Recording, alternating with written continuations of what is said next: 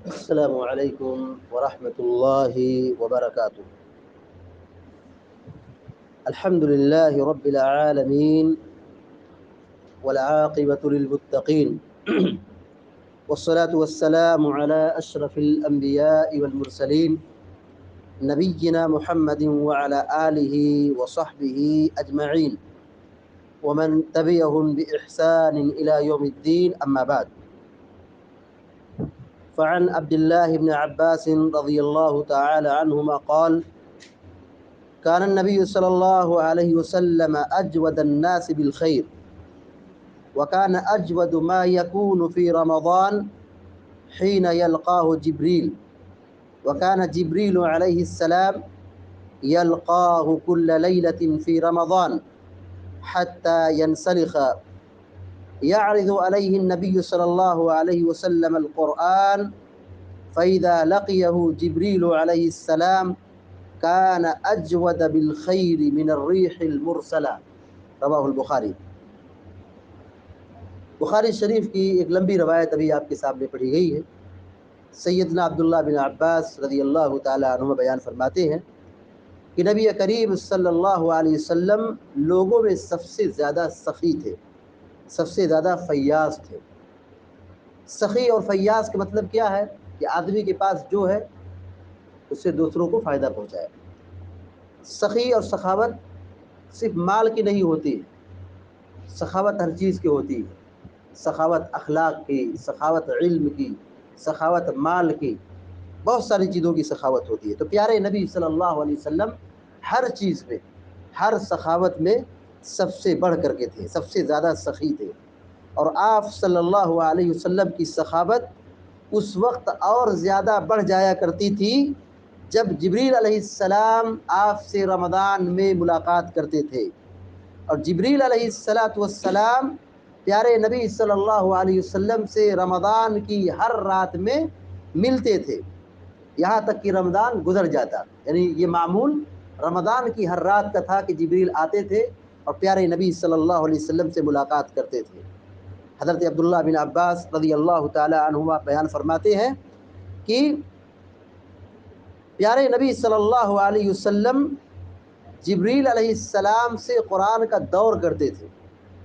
جب جبریل علیہ السلام آپ سے ملاقات کرتے تھے تو آپ صلی اللہ علیہ وسلم تیز و تند آدھی سے بھی زیادہ بھلائی پہنچانے میں سخی ہو جایا کرتے تھے. یعنی آپ کی سخاوت کی انتہا اور آپ کی سخاوت کی کثرت یہ تھی، تشبیہ دی جیسے تیز و تند ہوا بہے، ہوا چلے، ایسے ہی آپ کی سخاوت بڑی تیز ہو جایا کرتی تھی. بخاری شریف کی اس روایت سے بہت ساری بات معلوم ہوتی ہے. پہلی بات یہ معلوم ہوئی کہ پیارے نبی صلی اللہ علیہ وسلم بہت سخی اور فیاض تھے، بخیل نہیں تھے، آپ سخاوت کرتے تھے. دوسری بات یہ معلوم ہوئی کہ ماہ رمضان یہ ماہ سخاوت ہے، سخاوت کا مہینہ ہے. تیسری بات یہ معلوم ہوئی کہ نبی کریم صلی اللہ علیہ وسلم رمضان کی ہر رات میں جبریل کو قرآن سناتے تھے. رمضان یہ قرآن کا مہینہ ہے، قرآن کا رمضان سے بڑا گہرا ربط ہے. رمضان کے مہینے میں قرآن کی تلاوت کرنا اور رمضان کی راتوں میں قرآن کی تلاوت کرنا یہ ہم سے اور آپ سے مطلوب ہے. اسی طریقے سے اس حدیث سے بھی بات معلوم ہوئی کہ پیارے نبی صلی اللہ علیہ وسلم اس وقت سخاوت آپ کی تیز ہو جاتی تھی جب جبریل علیہ السلام سے ملتے تھے. جبریل علیہ السلام بحیثیت استاد تھے.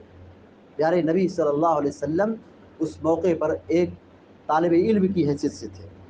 اس میں ایک ادب یہ سکھایا گیا کہ شاگرد کو چاہیے کہ اپنے استاد سے ملاقات کرنے میں اسے خوشی ہونا چاہیے، تیزی دکھانا چاہیے، جذبہ دکھانا چاہیے، شوق دکھانا چاہیے.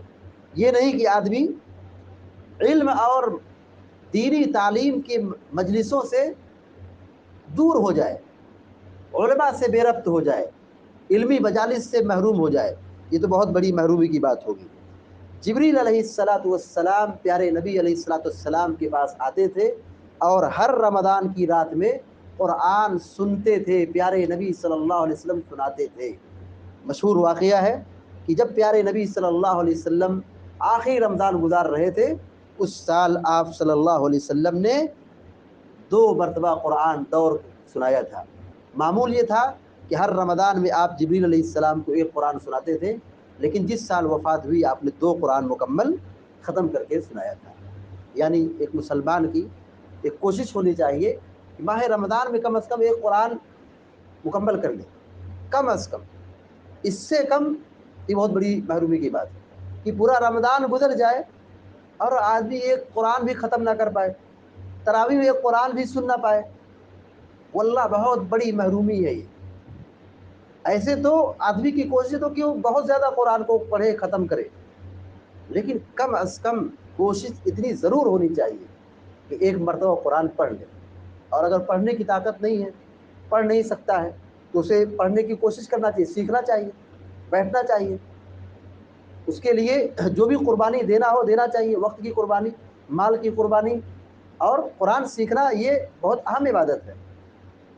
اور اگر اس وقت پڑھنے کی طاقت نہیں ہے، کنڈیشن نہیں ہے، تو علی الاقل قرآن سننا چاہیے، تراویح میں سننا چاہیے۔ اور آج ماحول ہے، سہولیات ہے کہ آدمی موبائل میں جس قاری کی آواز سننا چاہے قرآن میں لگا دے، سنتے رہے، پڑھتے رہے، دیکھتا رہے، ویڈیو ہے، آڈیو ہے، ساری سہولیات موجود ہے، تو آدمی فائدہ اٹھا سکتا ہے۔ تو رمضان کا مہینہ یہ عبادت کا مہینہ ہے اور یہ فائدہ اٹھانے کا مہینہ ہے۔ جبریل علیہ السلام پیارے نبی علیہ السلام کو رمضان میں آتے تھے، بقیہ عام دنوں میں جو آتے تھے وہی لے کر کے آتے تھے، لیکن رمضان میں جو پیارے نبی علیہ السلام کے پاس آتے تھے وہ دور سننے کے لیے آتے تھے۔ یہ آنا ایک الگ آنا تھا، قرآن سننے کے لیے آتے تھے۔ پیارے نبی علیہ السلام قرآن سناتے تھے۔ پیارے نبی علیہ السلام کا قرآن پختہ تھا، اس میں کوئی دو رائے نہیں، مگر پھر بھی آپ قرآن پڑھتے تھے، یاد کرتے تھے، سناتے تھے۔ اس میں حافظ کے لیے کیا نصیحت ہے کہ قرآن سے اپنا رشتہ بہت زیادہ مضبوط رکھنا چاہیے، قرآن بار بار پڑھنا چاہیے اور دوسروں کو سنانا چاہیے۔ جتنا سنائیں گے، جتنا سنیں گے، جتنا پڑھیں گے، اتنا ہی قرآن مضبوط ہوگا، پختہ ہوگا۔ پیارے نبی صلی اللہ علیہ وسلم ہر رمضان میں جبریل علیہ السلام کو سناتے تھے۔ یہ تعلیم ہے ان لوگوں کے لیے، یہ نصیحت ہے ان لوگوں کے لیے جو قرآن یاد رکھنا چاہتے ہیں، اپنے سینوں میں قرآن کو محفوظ رکھنا چاہتے ہیں۔ اس لیے کہ قرآن کی تاثیر ایسی ہے کہ اگر آدمی پڑھے نہ، یاد نہ کرے، دور نہ کرے، تو یہ قرآن بڑی تیزی سے انسان سے بھلا دیا جاتا ہے، اس کے سینے سے نکل جاتا ہے۔ تو اس کی حفاظت بہت ضروری ہے، اس کا پڑھنا بہت ضروری ہے تاکہ سینے میں یہ قرآن محفوظ رہے۔ اللہ تعالیٰ سے دعا ہے کہ اللہ تعالیٰ ہم سب کو، آپ سب کو نیک عمل کی توفیق عطا فرمائے۔ آمین یا رب العالمین۔ وصلی اللہ علی نبینا محمد وسلم تسلیما کثیرا۔ السلام علیکم۔